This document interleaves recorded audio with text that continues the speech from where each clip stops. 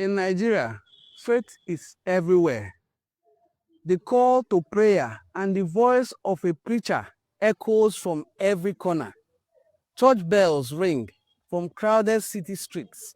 Christianity and Islam are the twin pillars of religion for almost every Nigerian. But travel to the southeast, deep into Eboland, and you will find something different. In Eboland, few people still hang on to the traditional belief known as omenani. Families gather in churches on Sundays, whispering or shouting blessings in the language their ancestors never spoke.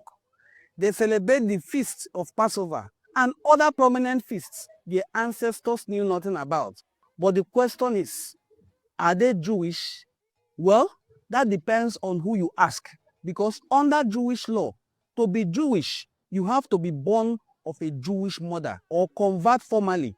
Yet, many Nigerians call the Igbos Jews, regardless of religious definition. And the Igbos themselves, divided. Some say yes, we are descendants of Israel through the son of Jacob known as God. Others say no, we are not. But here is the real question. Why is Igbo history and identity so complicated? The Igbos have lived around the eastern Nigeria for so long, even thousands of years. They are skilled in metal work and other aspects of spiritual work. They are pioneers of a banking system that still shapes Nigeria's trade today. Even before Europeans arrived, they practiced a form of democracy, allowing the people a free will to contribute their knowledge to the affairs of the Igbo traditional institution. What about their spiritual life? It is a traditional religion called Omenani or Omenana in some Igbo dialects. Circumcision on the 8th day, burnt offerings to cleanse the community, ritual purifications, and most curious of them all, a goat driven into the wilderness, carrying away the sins of the people. This must surely sound familiar to every Jew, but it's an ancient Igbo practice found among the Jews. In the Hebrew Bible, it is called the scapegoat ritual. Is this practice a bare coincidence or connection? Let's explore. Renowned anthropologists like Dr. Daniel Leeds noticed something strange. Igbo cultural practices overlap with most ancient Israelite customs, but often with twists. Circumcision is quite widespread in Africa. That doesn't prove anything. But then you could say, okay, what's the date the circumcision is performed? Circumcision on the 8th day is right there in the first sources on the Igbo. For centuries, Jewish and Christian traditions told stories of lost tribes of Israel wandering into Africa. The Talmud spoke of Israel in faraway land.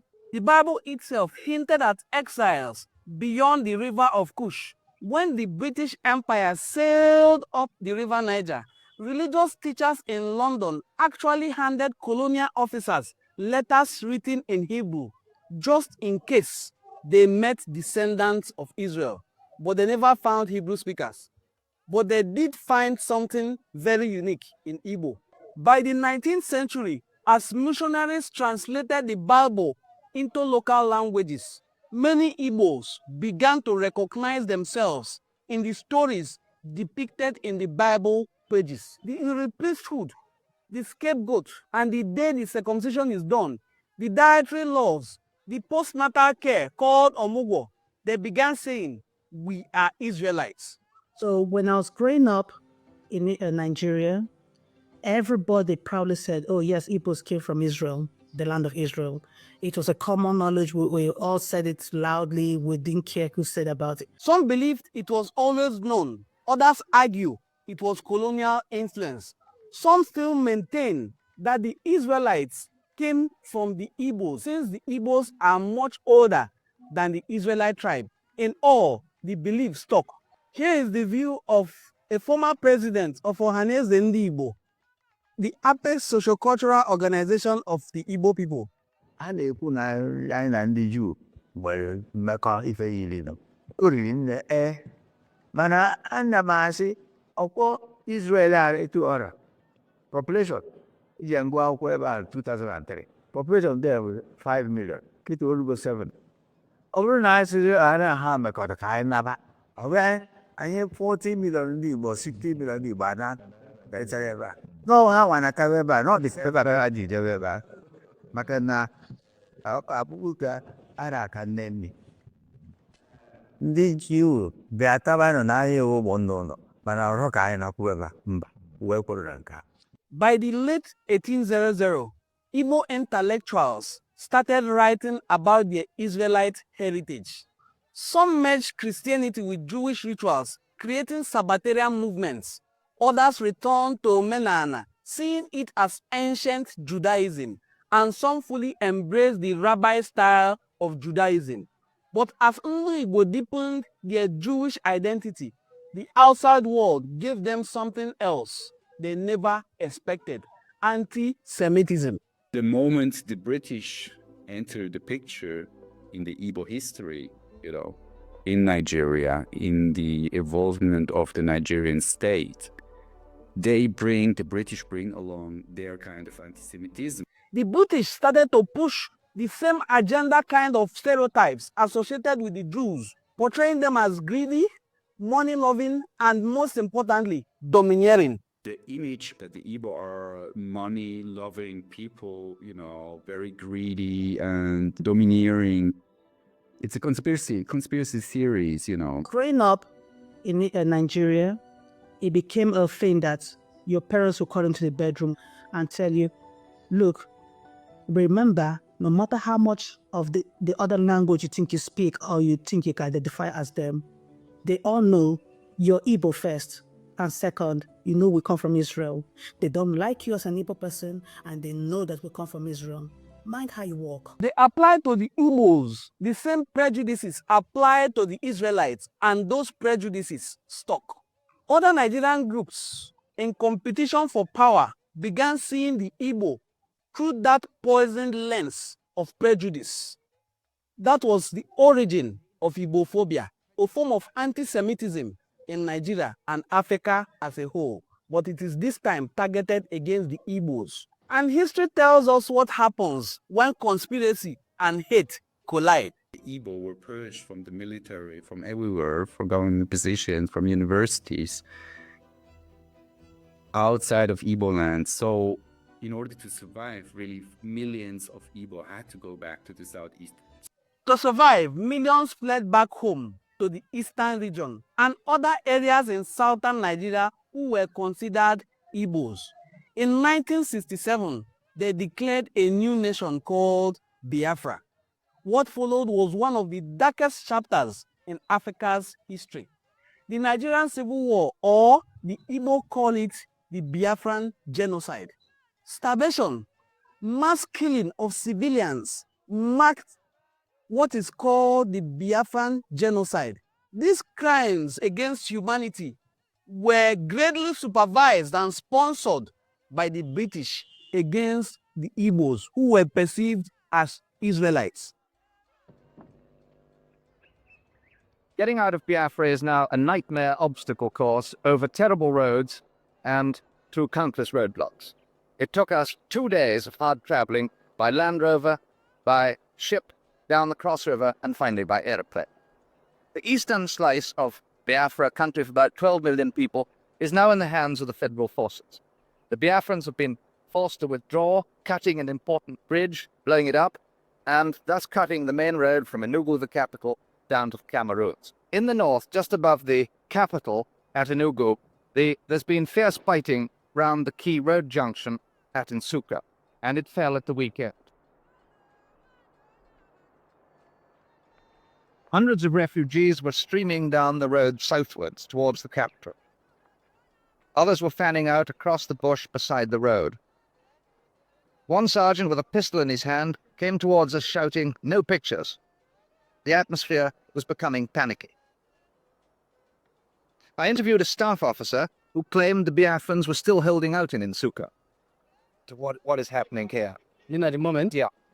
our chaps anticipate the coming of the enemy, and they are moving down forward. You make sure the enemy doesn't come within our territory. That's what's happening now. Are you still holding Nsuka itself? Yes, we are holding Nsuka. And are you holding beyond it? Do you have your advanced posts beyond Nsuka? We have our forward push to the north of Nsuka. Talk of a Biafran counterattack turned out to be wishful thinking. A later story put out by Biafran officials said a traitor had given the order for the retreat.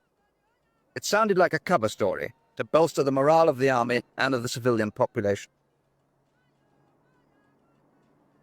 As we drove back down the road to Enugu, the traffic was all one way. Lots of refugees, but apart from an occasional army truck, no sign of troops moving up to the front. Lieutenant Colonel Ojukwu, the military ruler of Biafra, gives his first press conference since fighting started with Nigerian troops. After about 10 days of fighting, how do you personally think that you've done in the battle and your troops have done in the battle so far? And how do you think it's going to develop? In a conflict of this nature, where Lagos certainly has the superiority of arms, such as having armor, having artillery, one would expect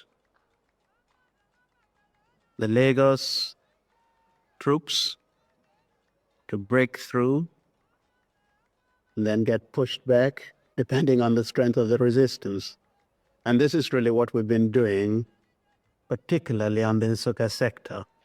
Today, they push forward, tomorrow we push them back. And today they push forward, tomorrow we cut through the line of communication, they have to rush back. And this is what has been happening. And that is why there has been really no decisive encounter at Nsukka. It seemed clear that their attitude was originally to make a massive assault on the Nsukka area, the Ugoja area, so as to tie up all our troops, and then to make an armored thrust through Nsukka direct to their number one objective, Lieutenant Colonel Ojukwu in Enugu. If you didn't know it, that's me. Enugu is only 40 miles from Nsukka. Unless the Biafrans can really dig in and hold the main road in the face of an enemy with superior equipment, the Federal Army may be outside the gates of Enugu before very long. For Colonel Ojukwu, it could be the beginning of the end. The British dedicated their resources to ensure that the Igbos were wiped out completely from the surface of the earth.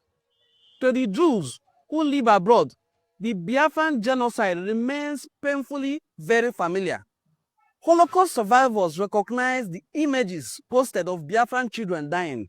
Jewish organizations pleaded for aid. Even Henry Kissinger, in a memo to President Nixon, described the Igbo as the wandering Jews of West Africa. He pleaded for intervention. Cannot be silent in the face of the deliberate destruction of human life in Biafra. In a White House memo to President Nixon, Secretary of State Henry Kissinger described the Igbo as the wandering Jews of West Africa, gifted, aggressive, westernized, at best envied and resented, but mostly despised by their neighbors in the Federation. So I remember when I saw for the first time children of Biafra hungry, I didn't sleep. I tried anything I could around me and to write articles and call up people and organize activities to send food to those children. But just as anti-Semitism has never deterred the Jews, Igbophobia and persecution never deterred or defined the Igbo people. Denial of the Israelite or the Jewish or the Hebrew identity or the Igbo identity is never ever going to be a solution to anti-Semitism. I believe that the solution will be identifying with who you are and then facing the problems clearly. So, are the Igbos Jews? Yes, some are, but some are not. Some are also indifferent about the label. What matters is this: if people see themselves as actually related to Israel, they continue to keep traditions that connect them to their past and origin, a tradition much older than Nigeria herself. Every Igbo including even the guy in the Vatican that is a cardinal, lives by traditions that Jews will recognize as Israelite traditions. Maybe now more than ever, the real question isn't whether Igbos are Jews, but what it means anywhere in the world to choose an identity, to claim a story, and to live with the burden of that identity. The Igbos have confidently lived with the burden of being addressed and regarded as Israelites. Whether they are Israelites or not, the similarities are there in Igbo culture for everyone to see.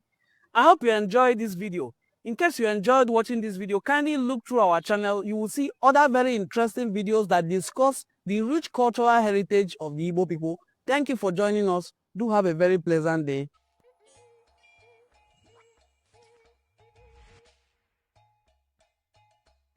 Hey,